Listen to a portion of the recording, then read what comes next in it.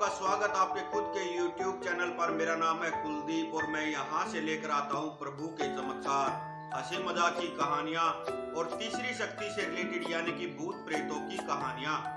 तो आज की कहानी है हरियाणा के भिवानी जिले से और ये कहानी है एक इलेक्ट्रीशियन की जिसका नाम था सुनील।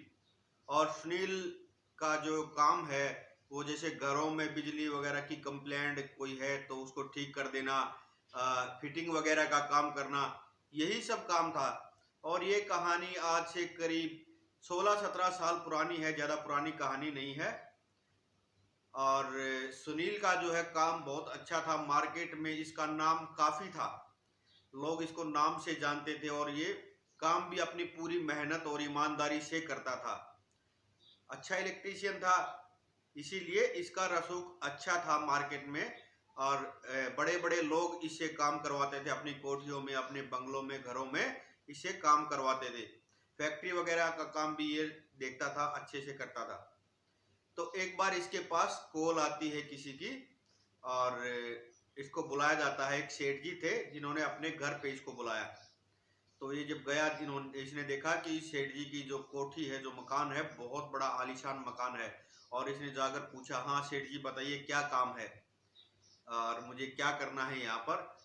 तो सेठ जी ने कहा कि काम यहाँ पर नहीं है, काम है मेरे फार्म हाउस पर, जो कि यहाँ से 7-8 किलोमीटर दूर है, वहां पर कुछ काम है और मैं चाहता हूं तुम आज रात में ही वो काम कंप्लीट कर दो, क्योंकि कल कुछ गेस्ट वहां पर मेरे आने वाले हैं और रुकने वाले हैं, इसलिए वहां पर कुछ काम है, वो तुम कर दो कंप्लीट। और तुम जो है ड्राइवर के साथ चले जाओ, वहां पर जो माली है उसको रोक लेना, वहां पर एक माली रहता है, माली काका को तुम रोक लेना, रात में तुम्हारे साथ रुक जाएगा और तुम काम अपना कंप्लीट कर देना सुबह तक। तो सुनील ने कहा ठीक है सेठ जी, मैं काम कंप्लीट कर दूंगा, लेकिन रात में अगर काम करना है तो इसके पैसे कुछ ज्यादा लगेंगे। देखिए लालच सभी को होता है, तो सुनील ने भी वहां पर बोल दिया। सेठ जी ने कहा कोई दिक्कत नहीं है, जितना तुम कहोगे उतने मैं पैसे दे दूंगा। तो सुनील ने एक फिक्स अमाउंट उनको बताई। सेठ जी ने 1% भी ये नहीं कहा कि इसमें से कुछ कम करो या ज्यादा करो, क्योंकि सेठ जी तो कुछ और ही देखना चाहते थे। सेठ जी ने कहा ठीक है, मैं इससे भी कुछ न कुछ तुझे फालतू ही दूंगा, मतलब 100, 500, 200, 1000 रुपए कुछ ना कुछ एक्स्ट्रा ही दूंगा इससे भी, लेकिन तू ये काम जो है आज में कंप्लीट कर दे। तो सुनील ने कहा ठीक है, शाम को मैं अपने असिस्टेंट के साथ, मतलब एक हेल्पर के साथ वहां पर जाऊंगा, आप ड्राइवर को भेज देना साथ में, और ड्राइवर मुझे छोड़कर मुझे और मेरे हेल्पर को छोड़ के वापिस आ जाएगा और हम वहां पर काम कर लेंगे। तो ये लोग जब शाम को पहुंचे हैं वहां पर ड्राइवर के साथ, सुनील और इसका हेल्पर जब वहां पर पहुंचे हैं, तो जो माली काका थे वो अपनी साइकिल उठाकर जा रहे थे। ड्राइवर ने उन्हें पहचान लिया और रोक लिया कि माली काका आपको यहाँ पर रुकना है, सेठ जी ने बोला है कि यहाँ पर आप रात में रुकोगे। तो माली काका ने साफ साफ मना कर दिया कि मैं यहाँ पर नहीं रुक सकता, और बड़ी गुस्से में उसने बात की कि तुम्हें पता है मैं रात में नहीं रुकता, मेरा काम है सिर्फ दिन में पेड़ पौधों की देख रेख करना, रात का चौकीदारा नहीं करता मैं, और रात में यहाँ पे कोई रुक भी नहीं सकता। तो सुनील ने खुद माली काका से बात करने की कोशिश की कि काका आप तो यहाँ के जानकार हो, आपको सब पता है कहाँ पर क्या है, आप रुक क्यों नहीं जाते। तो माली काका ने साफ साफ मना कर दिया कि बेटा मैं यहाँ पर नहीं रुकूंगा, और मैं तो तुम्हें भी बोल रहा हूँ कि रात में यहाँ पर काम मत करना, तुम भी अपने घर चले जाओ, सुबह काम कर लेना। तो सुनील ने पूछा कि ऐसी क्या बात है माली काका। माली काका ने कहा यहाँ पर रात में भूतनी घूमती है। तो सुनील को हंसी आ रही थी इस बात पे। तो माली काका ने बताया एक बार रात में मैं यहाँ पर रुका था, कुछ काम था, तो थोड़ी बहुत देर के लिए मैं रुका था, घर जाने में मुझे देरी हो गई थी, तो मुझे लग रहा था जैसे मेरे साथ साथ कोई चल रहा है, कुछ अजीबोगरीब सी यहाँ पर आवाजें आ रही थी। उस दिन के बाद यहाँ पर कोई नहीं रुका है और मैं तो बिल्कुल भी नहीं रुकूंगा। और ये कहकर माली काका जो है वहां से चल दिए, और ड्राइवर को माली काका ने बोल दिया कि मालिक को बोल देना नौकरी से जो है मुझे कल हटाने के बजाय आज ही हटा दे, लेकिन मैं रात में यहाँ पर नहीं रुकूंगा। ड्राइवर जो है वो सेठ जी से बात कर किए जा रहा था फोन पे। काफी देर बात करने के बाद ड्राइवर ने कॉल कट की और सुनील को कहा कि कोई बात नहीं, मैं आप लोगों के साथ यहाँ पर रुकूंगा, आप लोग काम कीजिए।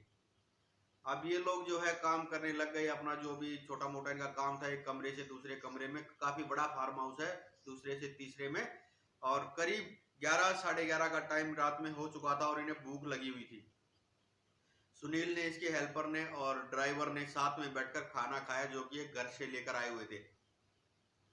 खाना खाकर जैसे ही ये वापस काम करने लगे, तो जो सुनील का ड्राइवर सॉरी हेल्पर जो था सुनील का, उसको थोड़ा स्मोकिंग मतलब धूम्रपान करने की आदत थी, और वो सुनील को बोलकर कि मैं अभी आया। और ड्राइवर जो था वो भी धूम्रपान करता था, स्मोकिंग करता था, उसके पास ये गाड़ी के पास जाकर खड़ा हो गया।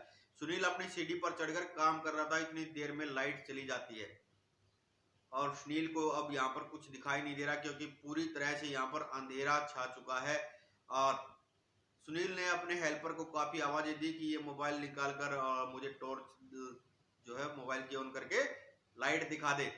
लेकिन काफी आवाजें देने के बाद भी ना ड्राइवर की ना इसके हेल्पर की कोई आवाज आई।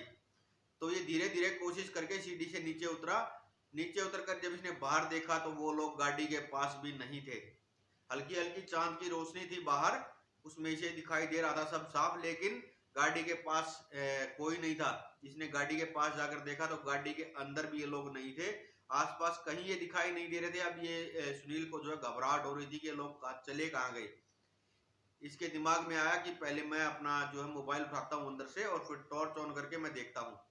जैसे ही रूम के अंदर गया, अचानक से लाइट आती है और ये देखता है कि इसका जो हेल्पर है वो जमीन पर गिरा हुआ था। इसने जब उसे उठाने की कोशिश की तो वो फटाक से जैसे सेकंड के हिसाब से वो खड़ा हुआ है और उसकी आंखें बिल्कुल एकदम लाल सुर्ख, जैसे खून उतर गया हो आंखों में, और चेहरा अजीब सा हो रखा है। जैसे सुनील उसके पास गया है कि क्या हो गया तुझे, क्या बात है, ऐसी तेरा चेहरा ऐसा क्यों है, आंखें ऐसी क्यों है, ऐसे जब बोल रहा था तो उसने जोर से सुनील के गाल पर एक थप्पड़ रसीद कर दिया। सुनील जो है जाकर पीछे गिरा है, काफी जोर से थप्पड़ लगा था इसको, और ये अपने गाल को पकड़कर बैठ गए जमीन पर। ये घबरा गया है कि हुआ क्या ये मेरे साथ। और जो इसका हेल्पर था वो जोर जोर से हंस रहा था। सुनील को समझने देर नहीं लगी कि हाँ, इसके साथ कुछ न कुछ हुआ है, कुछ कोई साया, कुछ भूत प्रेत इस पर आया है। नहीं तो ये मेरा हेल्पर और इतने टाइम से मेरे साथ काम कर रहा है, इसने आज तक मेरे से कभी पलट के जवाब तक नहीं दिया, ये थप्पड़ मेरे को कैसे मार सकता है। अब यहाँ पर जो है सिचुएशन बहुत खराब होती जा रही है। इतनी देर में इसको बाहर से ड्राइवर की आवाज आई, वो चीखे मारा था बचाओ बचाओ। सुनील हिम्मत करके बाहर आया है और देखा कि ड्राइवर कभी इधर भाग रहा है कभी उधर भाग रहा है। इसने ड्राइवर को पकड़ा, अरे भैया तेरे को क्या हुआ, तू क्यों भाग रहा है। ड्राइवर को जब सुनील ने पूछा तो ड्राइवर ने कहा, भैया मुझे बचा लो, मुझे ये मार डालेगी। कौन मार डालेगी, सुनील ने पूछा, कौन मार डालेगी तुझे। तो इसने कहा ड्राइवर ने कि वो तुम्हें दिखाई नहीं दे रही, वो उधर खड़ी है झाड़ी के पास, देखो भूतनी है वो, उसके इतने लंबे लंबे नाखून है, ऐसा चेहरा है, ये है वो है। लेकिन सुनील ने जब देखा तो उसे कुछ दिखाई नहीं दे रहा था। तो सुनील, अब पूरी तरह से सुनील को भी विश्वास हो चुका था और इसको तो उदाहरण भी मिल चुका था, इसके गाल पर एक थप्पड़ जो रसीद हो चुका था। अब सुनील किसको क्या बोलता बेचारा। सुनील यहाँ पर खुद होपलेस होता जा रहा था, बहुत मतलब घबरा रहा था, लेकिन ये करे तो क्या करे। इसने सिर्फ एक ही बात ड्राइवर को बोली कि कैसे भी करके तू गाड़ी को बाहर निकाल, हमें यहाँ से चलना चाहिए। तो ड्राइवर ने कहा कि आपका वो हेल्पर कहाँ है, उसको लेकर आइए, आपके जो मदद करने वाला जो लड़का था उसको लेकर आइए, वो भी तो हमें बचाना है, वो भी तो हमारी ही जिम्मेवारी है। सुनील ने कहा हाँ, वो उसको मैं देखता हूँ। जैसे ये अंदर गए हैं तो वो फिर से बेहोश पड़ा है। फिर से सुनील ने उसे उठाने की कोशिश की, लेकिन इस बार ये उठा है, आराम से उठा है, लेकिन नॉर्मल है, बिल्कुल एकदम से नॉर्मल है, इस पर कोई दिक्कत नहीं है। और सुनील उसका हाथ पकड़ के उसे गाड़ी तक लेकर आया है। और ड्राइवर ने कहा कि भैया आप जो है सुनील, आप जो है गेट खोल दीजिए। गेट की चाबी ड्राइवर ने सुनील को दी और सुनील ने जाकर जैसे ही गेट खोला है, गाड़ी ड्राइवर तुरंत वहां लेकर आया है गेट पर।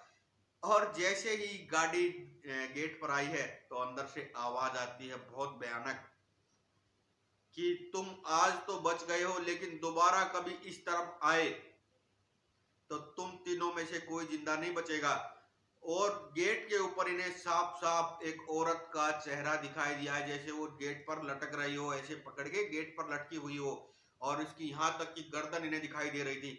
लंबे लंबे उसके दांत थे, उसकी आंखों से जैसे खून टपक रहा हो, ऐसी उसकी आंखें थी। ये चीजें सुनील ने अपनी आंखों से खुद देखा है।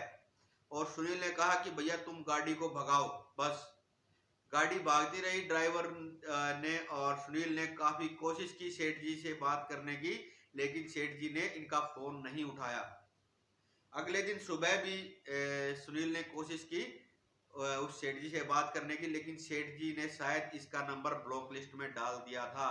और सेठ जी तो सिर्फ ट्रायल ट्रायल खेल रहे थे कि क्या आज भी मेरे फार्म हाउस पर वो सब चीजें हैं, आज भी क्या वहां पर प्रेत है, भूतनी है, चुड़ैल है, जो भी कुछ था, मतलब वो क्या अब भी है। वो इस सुनील के साथ, इलेक्ट्रिशियन के साथ सिर्फ ट्राई ट्राई खेलना चाह रहा था।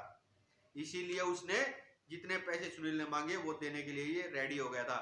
लेकिन सुनील कभी पलट कर ना उस सेठ जी के घर पे गया और ना दोबारा उस फार्म हाउस पर जाने की सुनील की हिम्मत हुई। और आज भी सुनील कहता है कि जब भी मैं कभी उस चीज को याद करता हूं तो मेरा रोम रोम जो खड़ा हो जाता है, रोंगटे खड़े हो जाते हैं मेरे, और डर से कांप उठता हूं मैं। तो ये थी दोस्तों आज की कहानी। उम्मीद करता हूँ आप लोगों को पसंद आई होगी, और अगर पसंद आई हो तो लाइक करना, शेयर करना और कमेंट में लिखना जय वीर बालाजी।